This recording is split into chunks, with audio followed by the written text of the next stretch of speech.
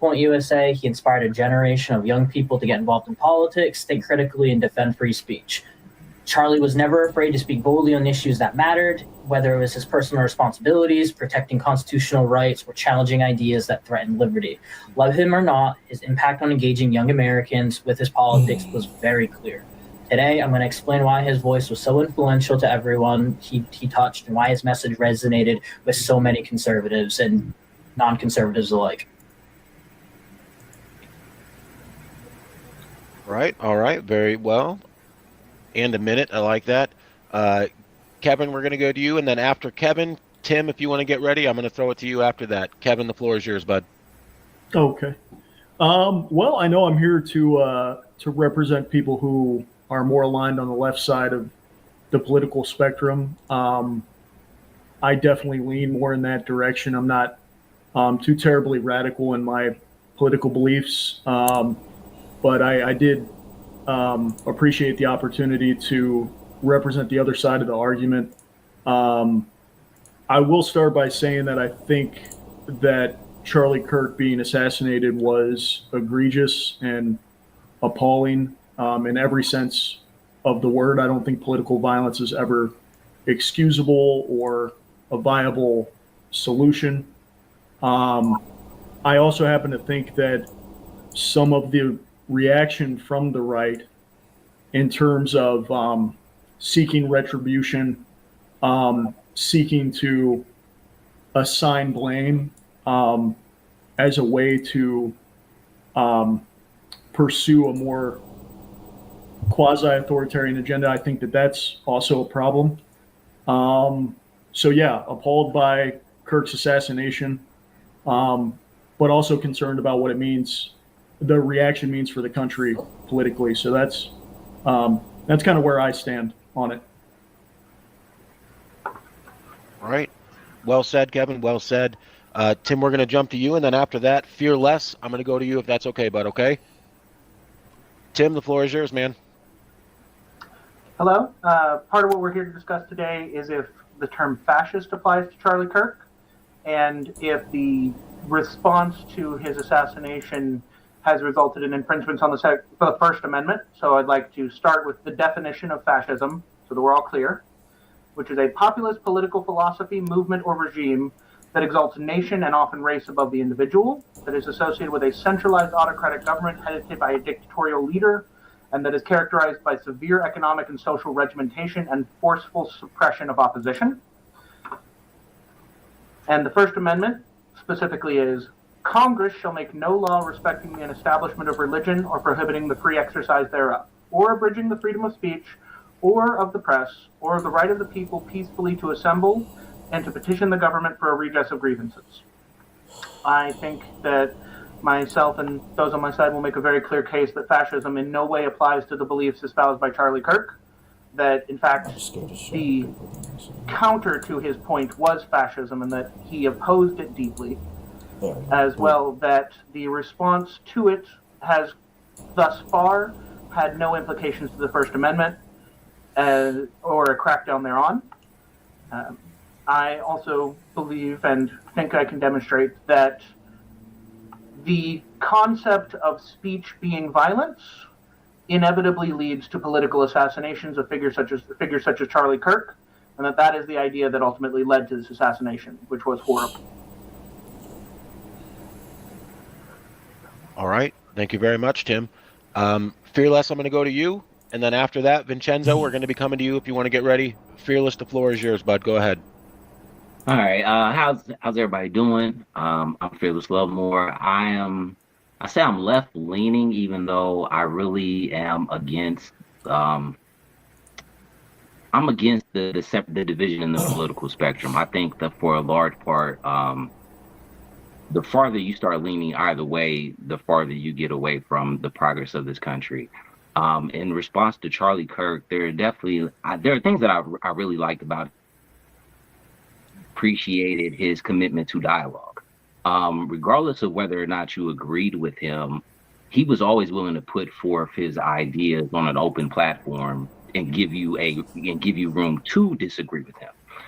I think a lot of the ideas that he represented may not be the best for all of America. I think for most of American history, the perspective of America represents a very small population of people, and that's who Charlie Kirk was speaking to.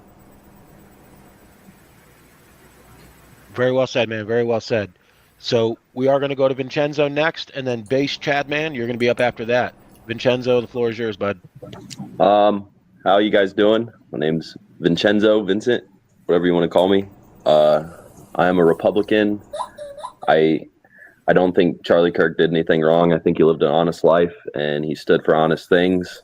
I do not think that our First Amendment is under attack in any way due to his death or any of the circumstances that have led to recent events, and I can explain later. But I mean, I'm just going to keep it simple. That's just a vague view of my point. I just want to get things started. So.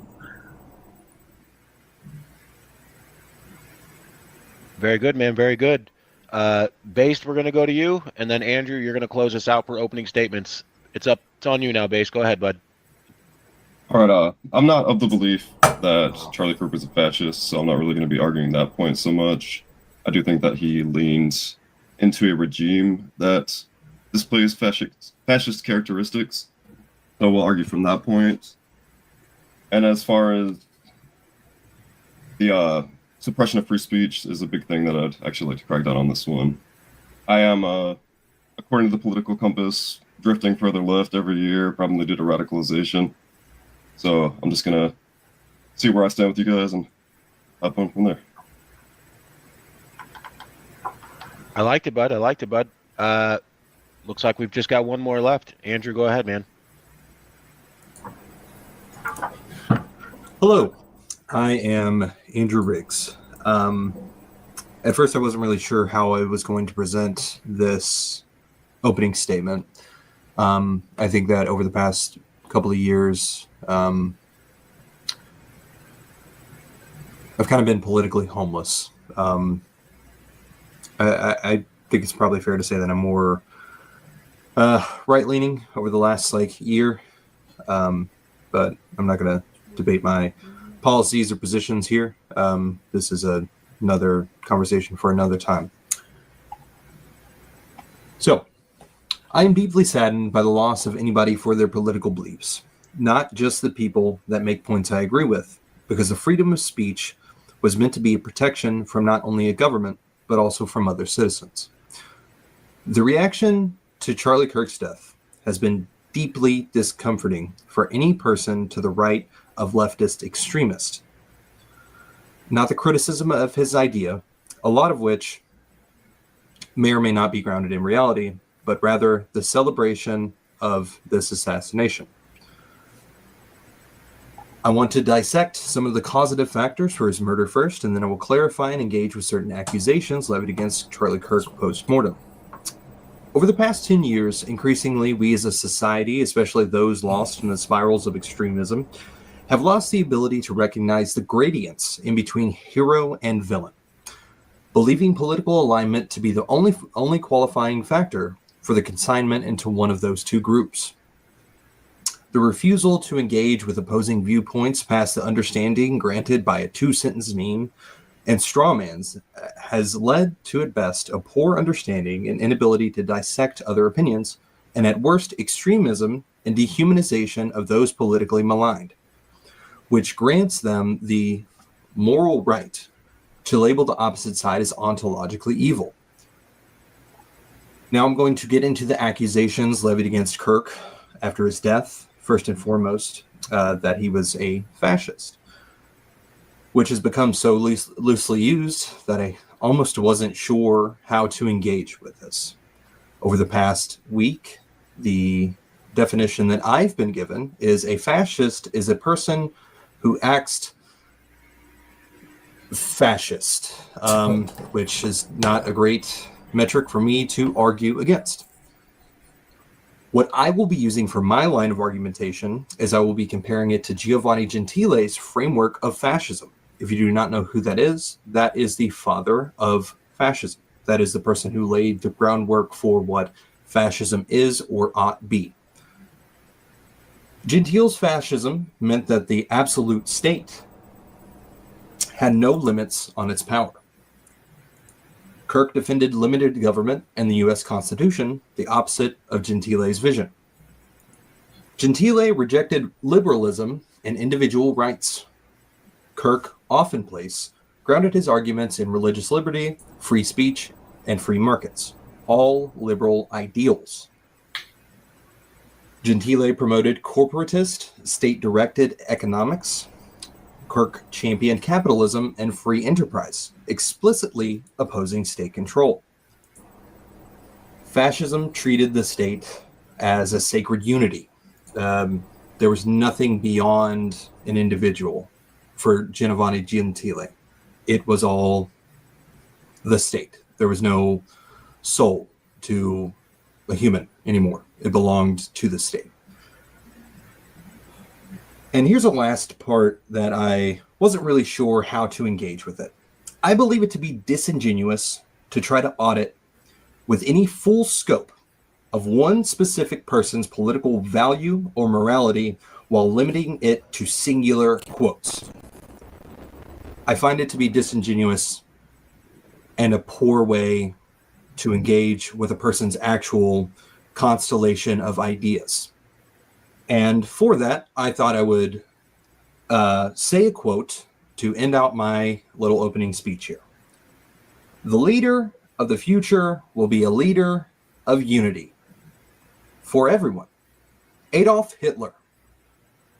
Living in singular quotes does not work. And with that, I will cede the rest of my time. Well done, Andrew. Well done. Are we getting into some crosstalk now? Do you want to get a couple people some clarification on a few points? All right. We're going to start with the prompt. Yes. So let's go back to the fascism one. I think that's the most interesting thing. Base Chad, you said you didn't feel like Charlie was fascist, but the regime was. Talk about why you think that regime was fascist, and then we'll get to somebody on the other side. Yeah, so particularly Charlie Kirk was, obviously pretty buddy-buddy with Donald Trump, who I do believe, while not a fascist, exhibits some of the characteristics of fascism. And I'm here pulling up this 14 characteristics of fascism that people often cite, particularly the control of mass media, rampant sexism, supremacy of the military. We're seeing that now when he's deploying troops into certain cities to exhibit some sort of control or like a show of power. Then one of the biggest ones here that you can see throughout other fascist dictators is identifying groups of people as an enemy. And you can see after this assassination took place, it was automatically, we're going to go to war on the left. We're going to have a war with the liberals, the Democrats. So, correct me if I'm wrong, what you're saying is like the response has been fascistic? Is that what you're saying? Yeah, I think that the response is mirroring things that happened in other fascist empires. What do those traits apply to Kirk, though, that make him a fascist? Kirk, more so, I said at the beginning, I don't think that he was a fascist. He had fascist qualities. Which qualities? I think that he was a mouthpiece to promote other fascistic ideals while not being a fascist himself. Yes, but Or which ideals? Which ideals, though? Some of the ones I laid out earlier. Can you just give me a specific example, please? Showing military power is one.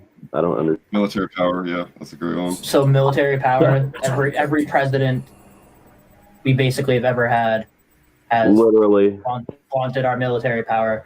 That's why we're the number one Absolutely. number one superpower in the world. We need to, obviously, for many reasons. I wouldn't say that's a fascist quality, at least in this sense. Not at all. Wait, no. You can't. A fascist deploys the military and the National Guard into fucking democratic cities because he does not like how they perceive him to be. Oh. But how many of them deploy the soldiers in But cities. Kirk's not doing that. Yeah, Kirk's not doing that. That's why I said it's going to be hard to argue that he was a fascist. That's So why I didn't wanna- what other qualities at all are him being a fascist? Kirk, that's where it's really hard. 'Cause I think it's important to draw a distinction I don't between think the that National Kirk Guard was a being fascist. deployed to DC versus any other city. Because DC is specifically federal territory. It is that is true. appropriate But LA place for is the not. National Guard to be deployed in the event that crime is not being enforced by the local authorities. Sorry, I didn't catch that last part. It's an appropriate place for the National Guard to be deployed if law enforcement is not being carried out by the local authorities. No, I agree with that. I think Los Angeles would be a better example of where it was unnecessary.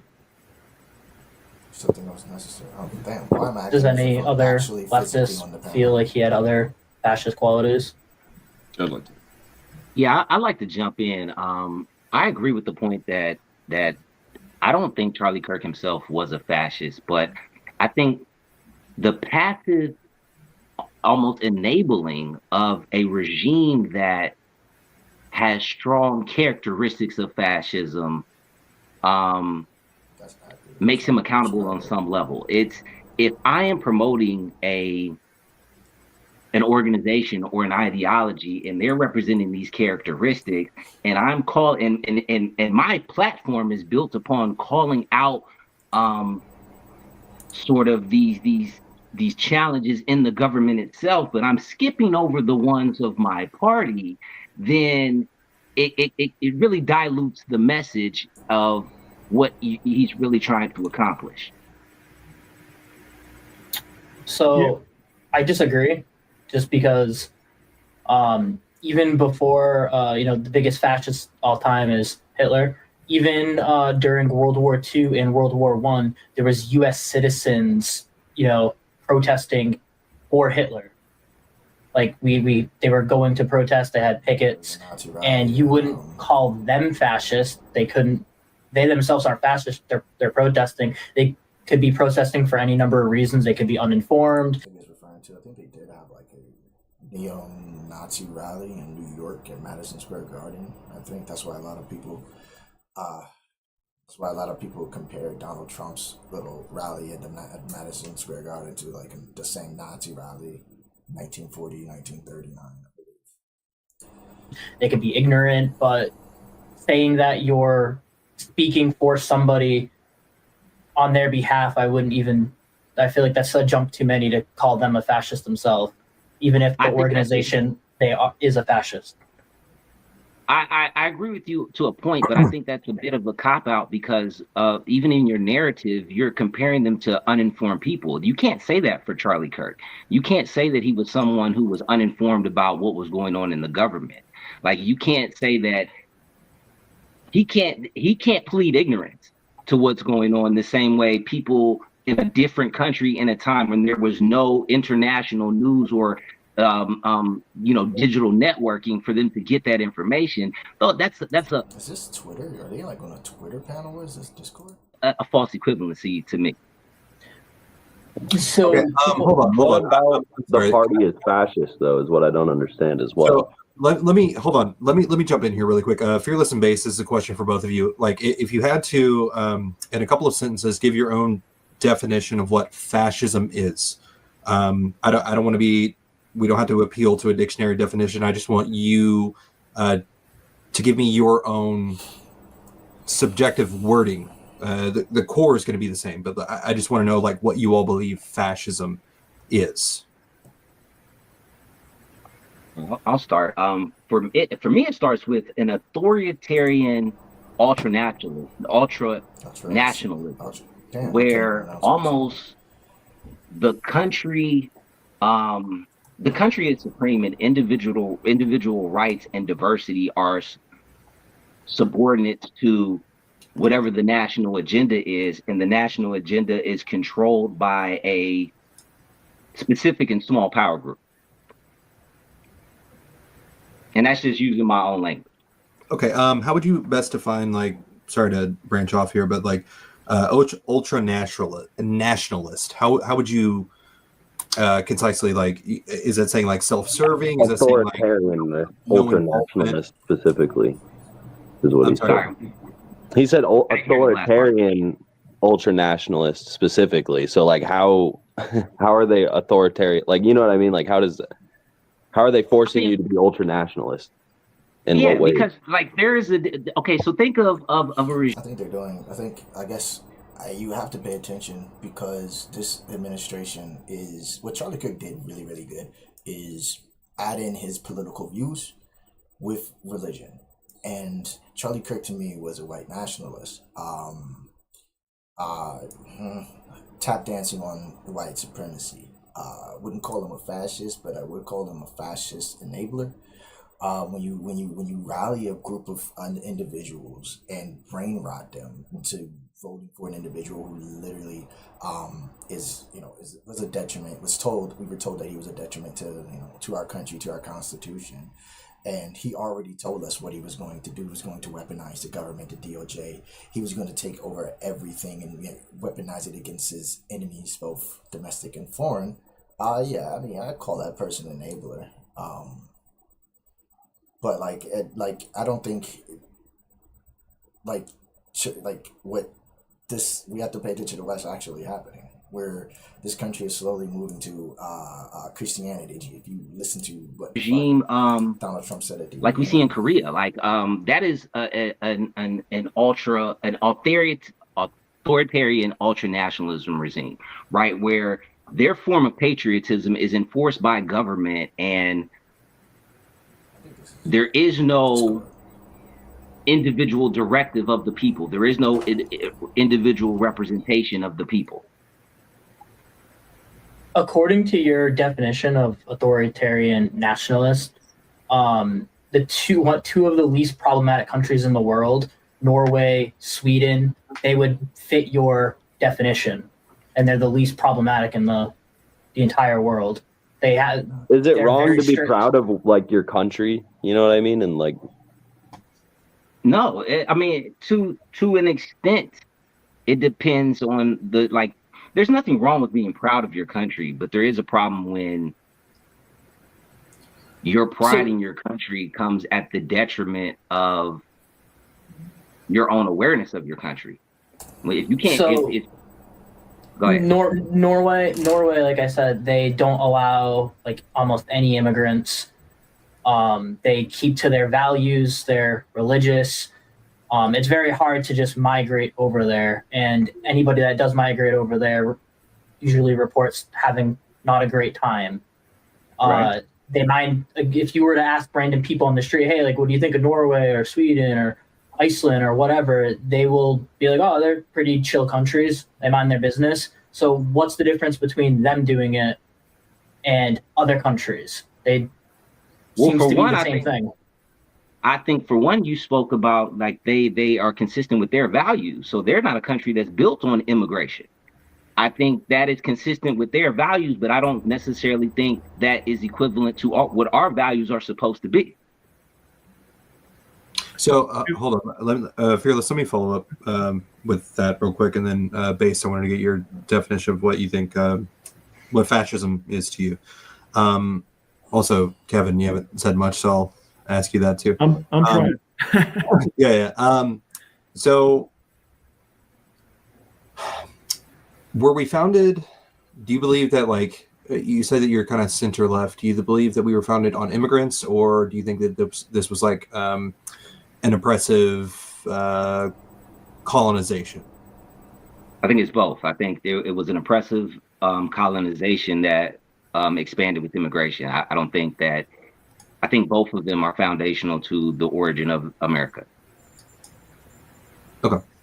Sorry, I'm just trying to understand everybody's like understanding of things before we like really dive into this. Kevin, would you explain fascistic in your own terms? Yeah, I'd like to do that, but first I wanted to kind of circle back to the core of the prompt, and I think part of the challenge that we face in the current political and cultural climate is that it's harder than it used to be for us to consider the possibility that two things can be true at once. And I think it's possible, which I think, Fearless and Based and myself are all in agreement on this part of the equation. I think it's possible for Charlie Kirk to have not been a fascist, but also for him to have been aligned with a government that's led by someone with fascistic tendencies.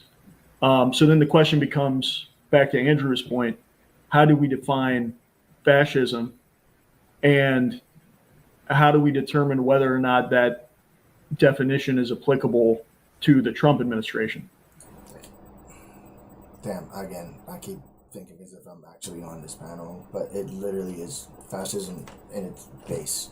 It's just a group of individuals, like the government, that just takes full control over everything and doesn't listen to nobody. For example, this government, this authoritarian regime, if you dare criticize it, you'll get canceled by the FCC at the whims of the President of the United States. That's an example of what happened to Jimmy Kimmel was an example of authoritarian. You can call that fascism.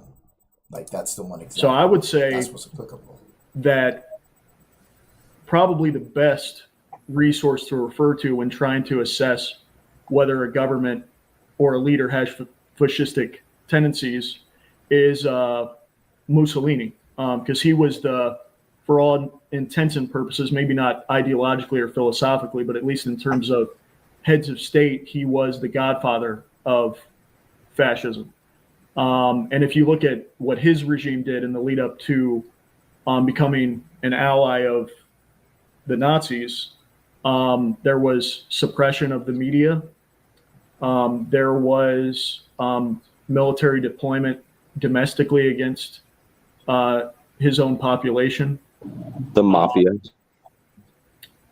Sorry, who said that? Me. My family immigrated to America from Italy, and a lot of them are extremely happy with what Mussolini did when he was there, actually, because like a lot of the towns were ran by a bunch of mafias and like gangs and things like that. It worked. You know what I mean?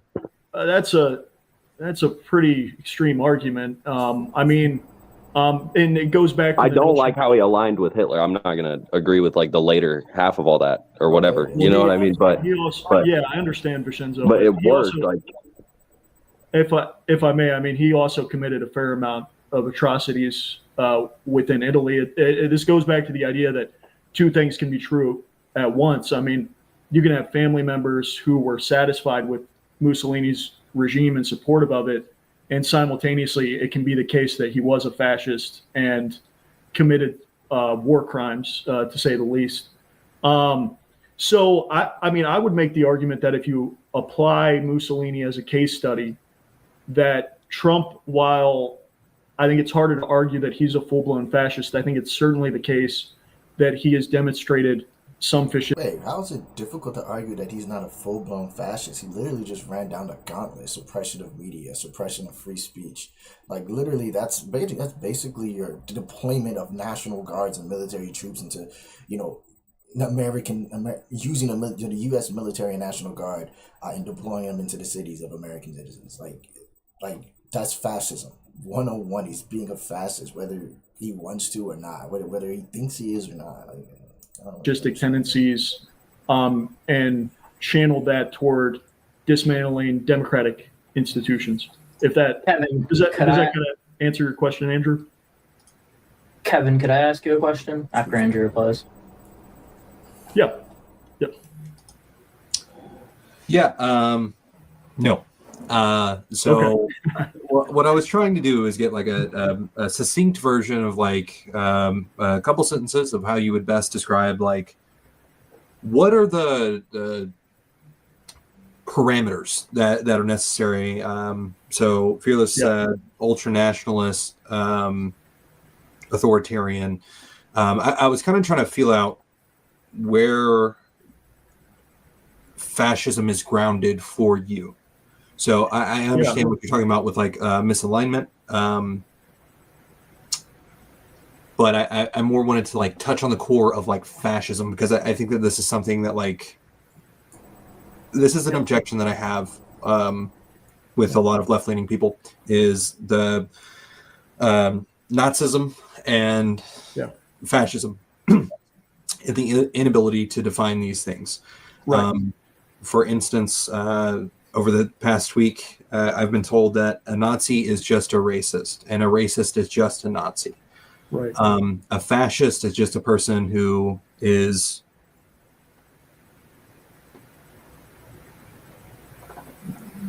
I just that's I see what what the you're- left really thinks about this. Yeah, So, absolutely. with the Nazism and racist thing, I have this like thing. It's necessary versus sufficient, right? So it is necessary to be a Nazi that you would need to be racist. I'm not going to argue that point, Right. but that's not sufficient to qualify as a Nazi. Correct. And what I mean by that is there's got to be something further than that. Otherwise, like, the English language is beautiful in that it allows like intricacies within it. A racist means that not a Nazi it's a political idea, and I'm just trying to feel out kind of, because the point of this is to like have a cross aisle dialogue. So I'm trying to figure out like what people on the left mean when they say fascistic. So I would like to know what his qualifications for being a Nazi is, because it really is difficult. Like I honestly like what is his qualifications? what is Like, on fascism in so few words, I guess? What are the bare Exactly. qualifications? Yeah. Yeah, I understand what you're saying. I mean, these are very specific ideologies that we're referencing.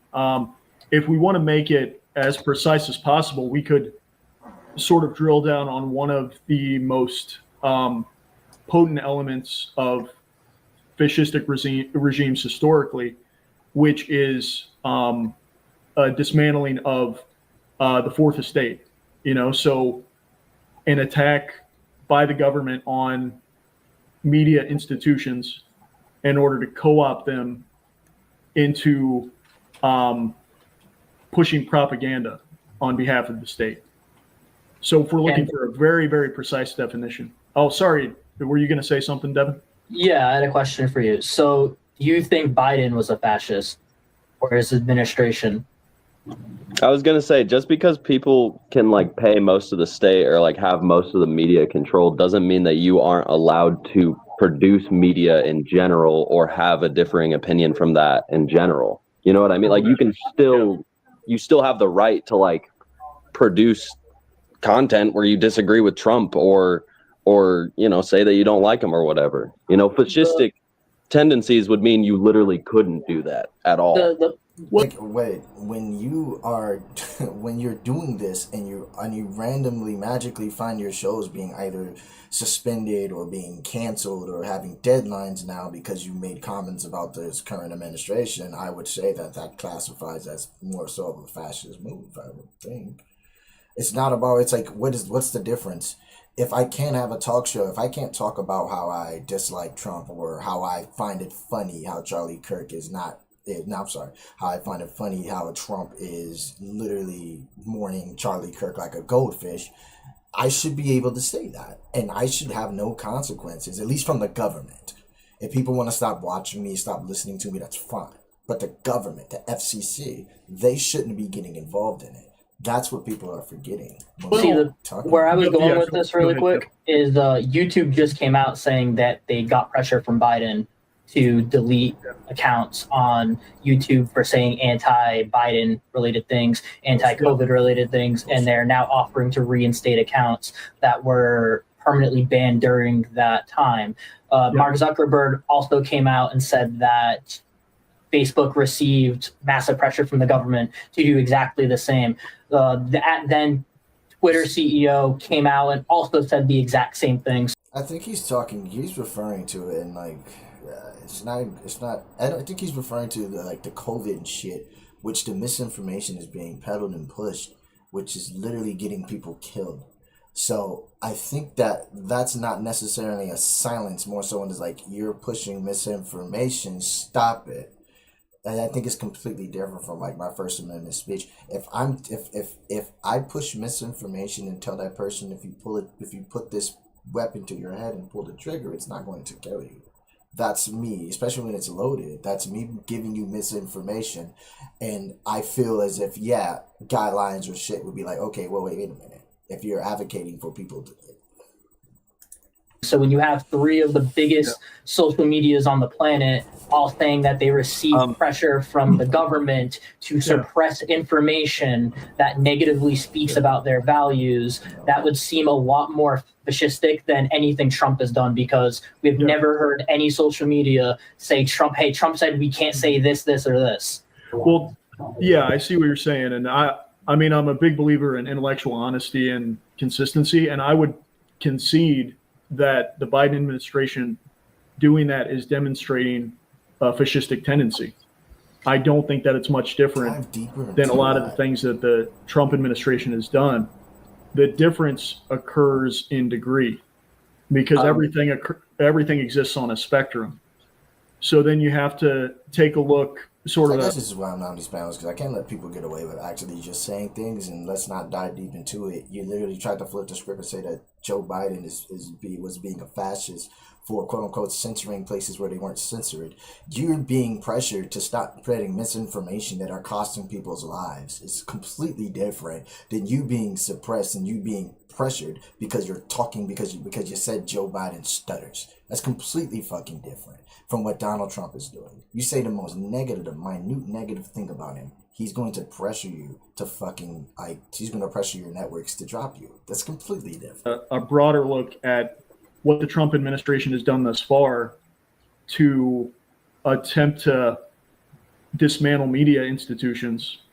What have they done, in your opinion, that would correlate or even come to the same level as getting the three major social media platforms to stop producing content? I think the FCC chairman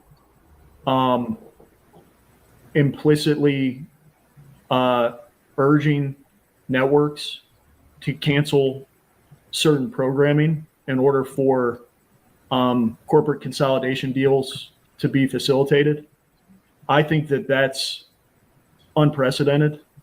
I think that it's a crossing of the Rubicon in a sense. So I'm happy you brought that up, actually, because I do have a timeline that I pulled up because I knew someone was going to bring this up. Okay. Actually, Sure.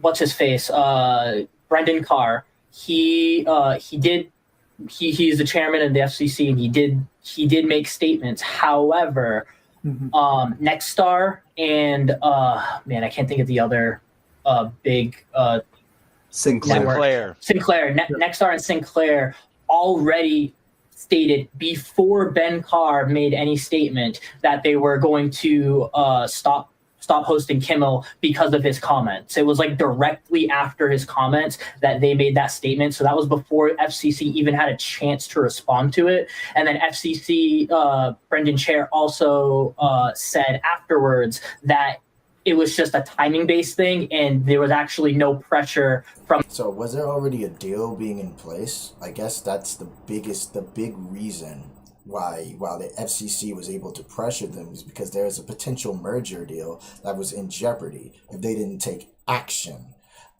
So I guess it's cool enough to bring up facts when you're in a debate, but like, if nobody else is going to push back on that and ask extra questions from the government for FCC to make their statement about Kimmel. And there is a timeline you could look up to bring that up. I know I'm not saying specifically you, but leftists and liberals love to say, oh, it was definitely the FCC, and they don't look at the context of facts. And I'd be happy to drop a link of a timeline in chat if people don't believe me. I'm sorry. I cut you. I'd also like to jump in on that. I don't think Jimmy Kimmel's firing had particularly anything to do with the FCC. But even if it did, what the chair of the FCC brought up was an existing FCC regulation that was fairly clearly violated by Kimmel's comments, depending on how you want to choose it. And that regulation has existed for decades. That is in no way something unique to Trump or limited to Trump. What? Hold on. What standard? The standard of knowing dissemination of false news, specifically contrary to like DOJ and FBI information. Wait, what? Kimmel didn't. What are you talking about? False news. People came out and said this was a right-wing individual who did this assassination. When the DOJ and FBI had already made an announcement, this was a left-wing individual. So that is countering the all. Wait, first of all, Jimmy Kimmel never stated that they weren't left or they weren't right. All Jimmy Kimmel stated is that the right went out of their fucking way and did everything they could to label this person not MAGA or not a right wing act or whatever, right influenced by the right wing whatsoever. He never made a declaration that this person wasn't a leftist. He just stated factually what immediately the Republicans did immediately after Charlie Kirk was assassinated. Literally almost immediately, the radical left was blamed without any fucking proof. And all Campbell said was like, hey, this entire time, you guys have been focused on making sure that the person that did this was not right-wing. He didn't say that he wasn't. He didn't say he wasn't left. He just said what was fucking factual. Already released statements of the investigatory authorities on an ongoing investigation. Keep in mind as well, really quick, that ABC, the network that hosts Kimmel, was sued by Trump, and Trump did win his ABC lawsuit for lying about Trump. So they probably didn't want to get sued again It was a lie. for lies. I guess it just frustrates me because it's like, well, does this guy even say anything when Donald Trump immediately came out and blamed the radical left for something and there was no fucking evidence that the radical left had anything to do with this? Even if you go through Tyler Robinson's emails, or not emails, or Discord chats and text messages, this has zero to do with somebody who's been pumped full of left-wing ideology and everything to do with a psychopath who was angry at somebody spreading hateful rhetoric. Newsflash, you don't have to be a Republican, you don't have to be a Democrat, you don't have to be left-wing, you don't have to be right-wing to hate when somebody says bad shit and want to take it into your own hands to commit some weird warped reality of justice that he thought he was going to do for his partner who was trans, according to what was put out there. You don't have to have any ideology other than just being insane. So it makes sense why they pulled.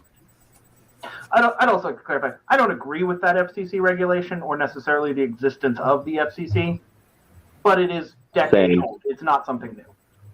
I guess what I would ask Timothy is, do you think that Brandon Carr would apply that same standard if it had been Greg Gutfeld who had violated that regulation? Let's say that there was a leftist assassinated by someone on the right, and Gutfeld implied that the leftist was killed by another leftist. Do you think that he would be as inclined to put that pressure on if that was in fact the case? And to Devin's point, I mean, more facts may come out and prove that the FCC, it was really a timing thing. But do you think that same standard would have been applied to Greg Gutfeld? I'm going to be honest, I don't know too much about that to give a statement on, and I think speculating on what somebody might do based off this one-off situation is a really hard thing to even speculate on, and kind of unfair. Hold on.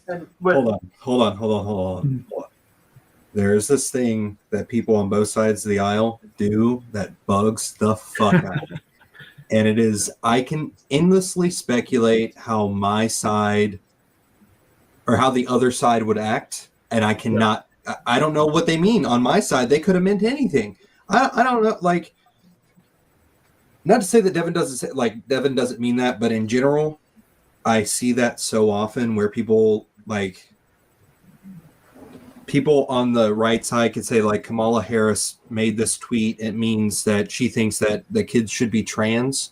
And Donald Trump could be like, react with violence, like say those words. And they're like, it could mean anything.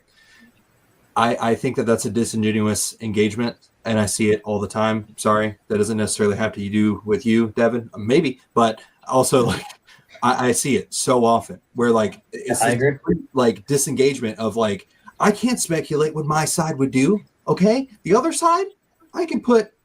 They build those fucking beautiful mind charts on their wall, and they're like, he tweeted this at 7-Eleven. 7-Eleven is owned by a Jewish guy, and what that means, and it's just like.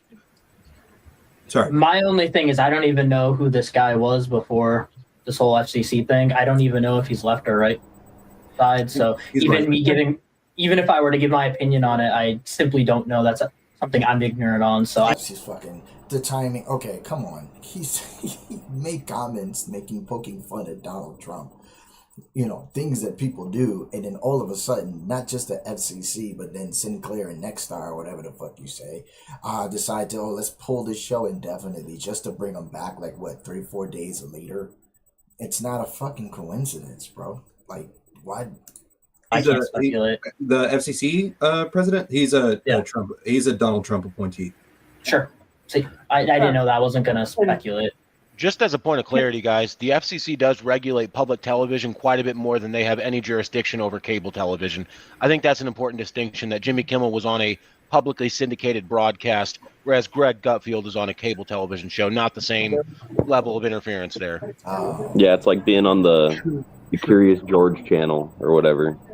You know what I mean? Well, it reminds me of the PBS argument recently. And again, not picking a side on either side of that, but when it is a publicly broadcasted channel, I do think the FCC has a duty to step in and to regulate there, whereas they do not on cable television. Regulate what? The censorship of free speech? Also, just to, If he was on Vice, I don't think it would have mattered. You know what I'm saying? Or something like that, you know? But it's just because it was... Well, I mean, there's also a very core aspect everyone's also forgetting is it really doesn't matter what you say or what your opinion is. If you're employed by somebody else, they don't have to employ you for your opinions. That's just a simple fact outside of everything else. Most I don't states, they disagree can with just fire you for no reason, literally. but Any reason, at will or whatever. Is Yep. just to bring the hypothetical to a place I would hope we can all find common ground on. I don't know if Carr would enforce it in a nonpartisan way, but I oppose any law enforcement agency of any kind who enforces laws in a partisan way. I agree. I agree with that too. Yeah, I can agree with that. Agree. Yeah. So Andrew, to go back to sort of the earlier point that you brought up, does drilling down on that specific tenet of fascistic ideology, does that help like illuminate at all? Like, does that make it a little more precise, like from the liberal side of the argument, or do you think there needs to be more? Okay, hold on. We would have to circle back to like what you. I don't know what your particular thing. I guess like, do you kind of go along? You kind of align with what Fearless said about the. He said authoritarian and ultranationalist. Is that kind of the two tenets of fascism for you? Not necessarily. I think fascism is a very specific ideology unto itself. Okay. And I think we could almost, I mean, maybe a more productive way to analyze it is, you know, I mean, this is branching a little bit far afield, but in psychology, you know, there's when disorders are diagnosed, there's the diagnostic and Oh, this is Facebook. Wait, Facebook has a fucking live panel shit? statistical manual that's utilized to do that. Damn. And the primary approach in that domain is, does this particular person demonstrating potentially this illness, do they meet this set list of criteria? So what are the criteria for a fascistic regime? And does the Trump administration meet a sufficient amount of those criteria to be deemed fascist? So that's kind of where I come at the argument. And I start with suppression of the media as one of those tenets. And I would make the argument that that criteria is satisfied. But wouldn't Biden's have been the same thing, but a lot worse? But no, he ceded that point earlier. He said like, what other qualities would you say Trump has? That makes Like, I get so confused. I guess it pisses me off. I guess because you could say in a sense, but like I don't know. I guess I would want the government to stop people from spreading misinformation that'll get people killed. But you know what? I guess makes him a fascist. Yeah, we could kind of go through these one by one. So I would say that the deployment of the military domestically, I think that certainly is something that historically aligns with fascistic regimes. We could get into a conversation about whether or not it was deployed in a truly militaristic way, or if there was a specific law enforcement purpose for doing so. But I think that it certainly is indicative of a more fascistic approach from the government. We could talk about, which maybe this sort of tangentially relates to Fearless's point about ultranationalism. But one element of fascism is the active suppression of minority groups and otherizing them. I actually don't think that the Trump administration has been as aggressive toward historically oppressed minorities as they are toward immigrants. And I think that there's a racial component to that. So we could potentially check that box. So thus far, we've got 3 of the tenets, by my estimation, satisfied. I mean, I'm open to arguments that there's something about that assessment that's off. But so far, for me, it's 3. Okay, so I think that for a fascistic otherization, that's just my personal opinion on it. You would have to, your grounding would have to be in genealogy as opposed to legal status. And I think that legal status has kind of been the grounding for deportation. Not that it can't encompass both, but I don't think that it's. Also, I wouldn't say that like the immigration thing would be a race issue. It's more of like a nationalistic issue. You know what I mean? Like us versus every other country rather than a race thing. Because there's tons of different races in America. You know what I mean? Like it's more like we care about everybody here than everybody that's not. It's not really like a skin color thing. I see The what other you point mean. The other point I wanted to make really quick too is Biden did deploy the National Guard, a few different times, and during COVID, the entire country was forced to get a COVID shot, or you would lose your jobs. You couldn't go to the store. You couldn't do X, Y, and Z. So that is It's a fucking pandemic. People were fucking dying. What?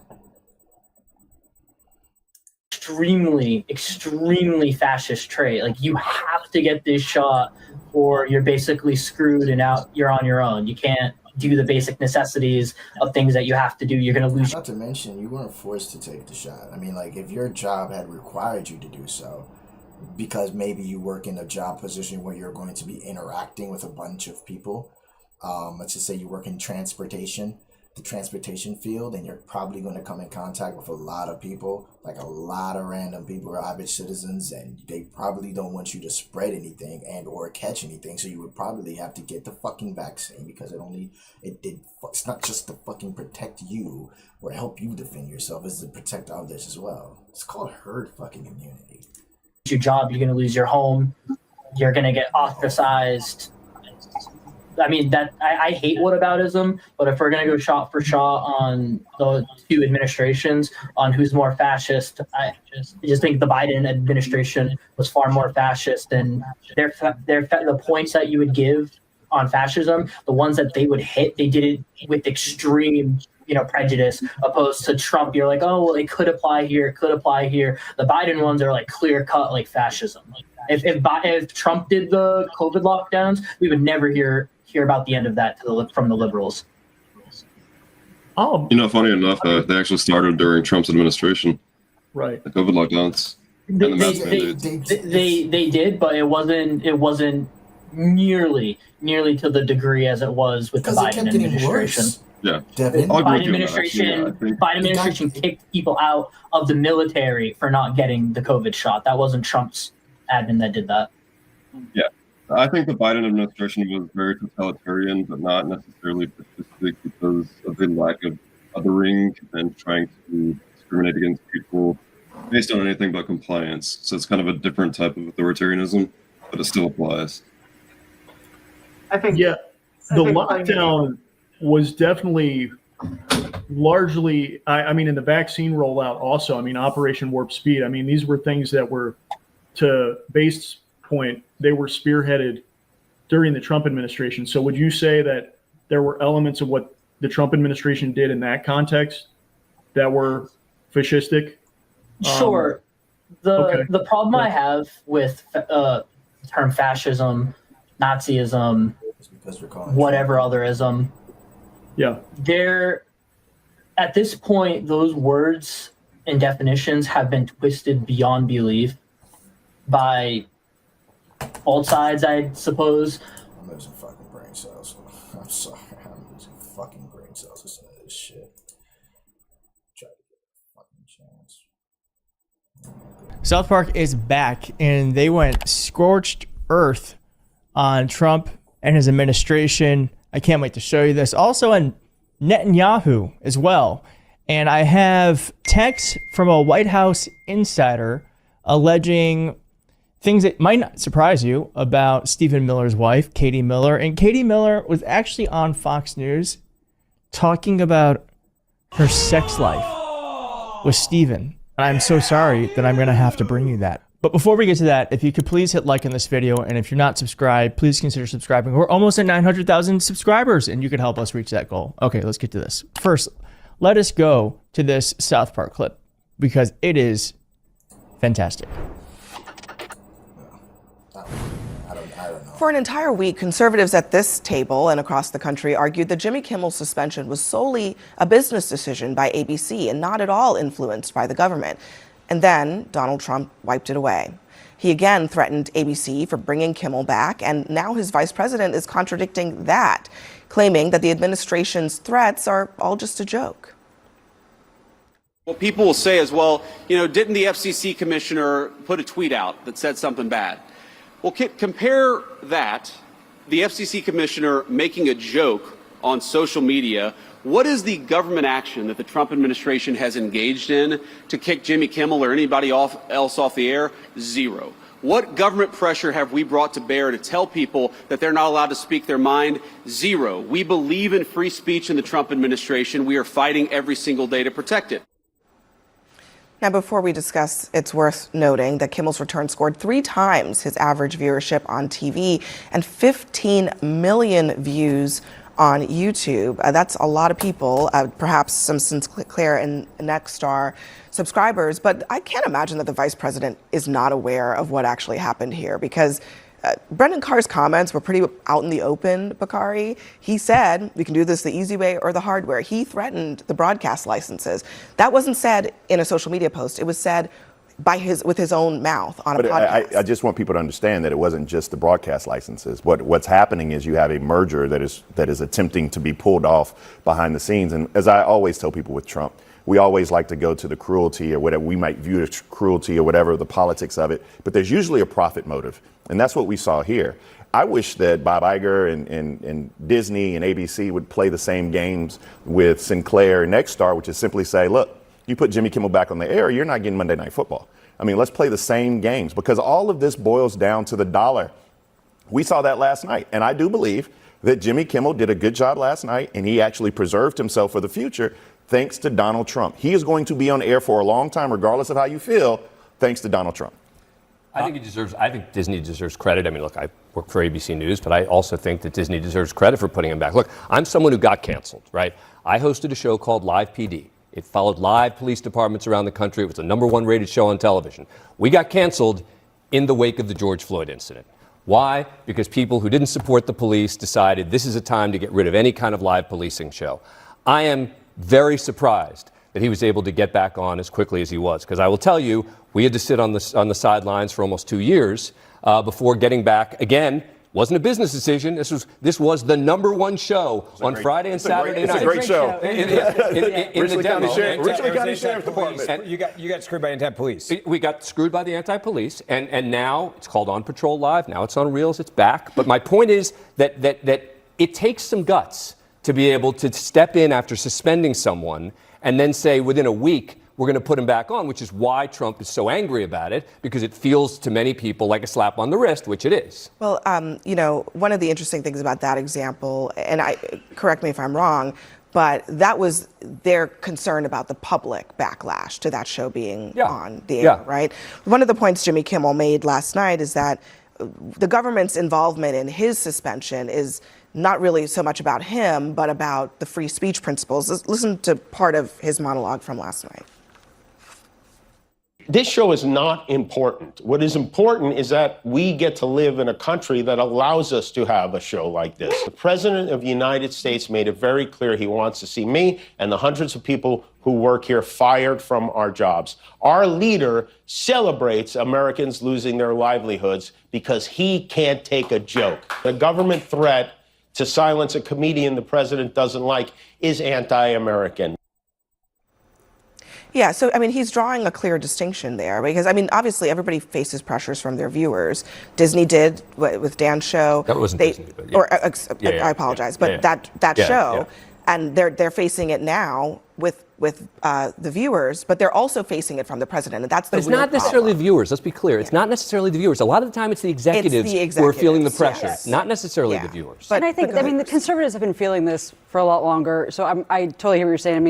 I mean, CNN's own Brian Stelter went on and said the same thing about Lou Dobbs when he was let go. It's a culture of consequences, not cancel culture. So we have, been in that situation before. It's an executive decision. Look, I think Senator Cruz has been the best on this topic. Senator Thune joined him today talking about, the freedom of speech and basically saying, Carr misspoke or, was wrong what he was saying. So that's where I'm looking to for on this issue because I think they've been brilliant on it and really handled it the right way. And look, the market will decide. I personally don't think Jimmy Kimmel was very funny. I think last night was the best night of his entire career and he probably won't have another one like that. I still think Fallon's more funny and all the other guys are more funny. So I don't think he, if his ratings stay and he stays on. Fallon's going to be funny until he says something about Donald Trump and then she's going to. Then great. If they fall and he gets replaced, I think there's two things here. One, he used in his monologue last night, Senator Cruz and I, we host a podcast together. And we both took a lot of heat for our position, which is we're in favor of free speech, period. I think there's been a course correction with the Trump administration on this. I like that. I was willing to speak out. Senator Cruz was willing to speak out. We were saying you don't use the FCC and weaponize it to shut down or silence people you disagree with. I will always stand by that, even if I take heat for it. What I didn't like about what I saw from Jimmy Kimmel last night is the fact that he has more passion for this issue than he did for showing compassion for Charlie Kirk's widow and the Kirk family. And then he says it was... It's the stupid shit. Charlie Kirk. Jimmy Kimmel had already, at the moment of the incident, had already expressed his deepest sympathy for Erica Kirk and her family. That was already tweeted out. So Ben Ferguson already should be eating crow like he eats ass. So it's like again, the fucking lies just get fucking annoying after. It was just a joke. I think it's sad that there was this much rallying around him emotionally as he got last night and still refuses to show any compassion to the Kirk family. Let me just what he said before, though. But 2 days before that, he denounced the people who are celebrating. He went after them on his show. But so he lied on his show. He got it wrong, no doubt about it. No, he lied on his show. But he also talked and we about, knew what but was. last night, hold on, wait, I mean, wait, did you see? But did you see the part of the reason I'm interrupting you is because did you see the part of the monologue where he talked about Erica Kirk? He choked up when he was talking about her speech at the memorial service. I'm sorry. I understand what you're saying, but I think to suggest that he was cold. He was cold to the Kirk family. I don't think is it accurate. wasn't warm. This is the delusion of this conversation. He literally said that he was killed by somebody that was in MAGA. That was no. He didn't say that. He said he didn't say that. What Kimmel said was what Jimmy Kimmel said was that the right was going out of their way to prove that this wasn't somebody on their side. That's basically what he said. He never said that it wasn't. He never said that it was. He said exactly what you fuckheads has been doing the moment he was assassinated. The moment it happened, holy crap, this has to be somebody weaponized by the radical left. They gotta be trans, they gotta be black, they gotta be undocumented.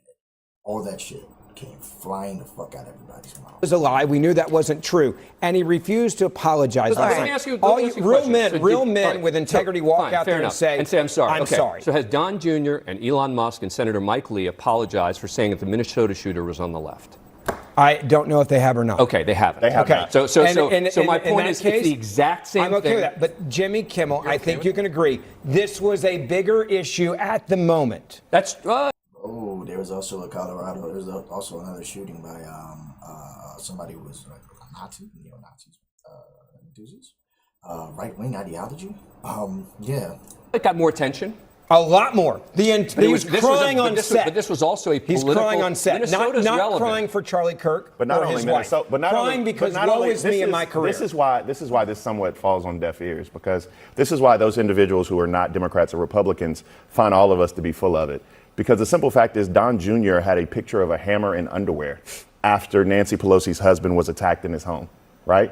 And so when you have individuals who do that, and then you say you have all these other talking points about people chanting and celebrating Charlie Kirk's death on the left, and you don't really give a complete look at the voices who are saying that we condemn that. But let me just say, lie about it, though. but if you want to talk about the lie, I mean, look at everybody on Fox News who lied about 2016. I mean, is that the barometer? Let me give Adam a second. I agree with Bakari. We should look at the full picture. If you want to talk about Erica Kirk, she said she doesn't hate the other side. Then Donald Trump came on stage right after and said, I do hate my opponents. This is the president of the United States, not some comedian. And by the way, it is so incredibly clear that Trump is pulling every lever possible to make sure that everybody consolidates around him ideologically, whether it's with Jimmy Kimmel being pulled off the air, whether it's with Comey. I mean, I did the research.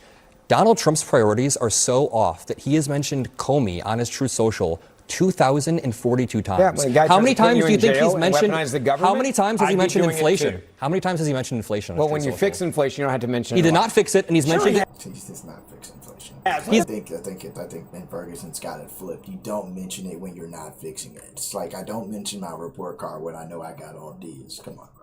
He's mentioned it Numbers, look at half the as many economy, look at times Wall as Street. Comey. You're just wrong. He's mentioned inflation half as many times as Comey on his Truth Because Social. he actually because works his on it. priorities But lie again, I in go back- petty Abby, vengeances. Ben, let me finish. Go back- His can we go back priorities to lie. Ben, We're talking about inflation right now, priorities not lie in about Jimmy petty Kimmel. I'm just letting him vengeances. finish his point. Then we got to. I'm just trying to say Donald Trump's priorities lie in petty vengeances, going after Just fixes Comey, stuff. going after Kimmel, and he's Is not the fixing economy this good or tariff bad? mania. Right now, unemployment is up. Is right the now, economy good or We're gonna bad right leave- now? we're gonna leave it there. Tariffs are making it worse. All right, Okay. next for us, Good the talking. president introduces a new renovation at the White House, and this one trolls his predecessor.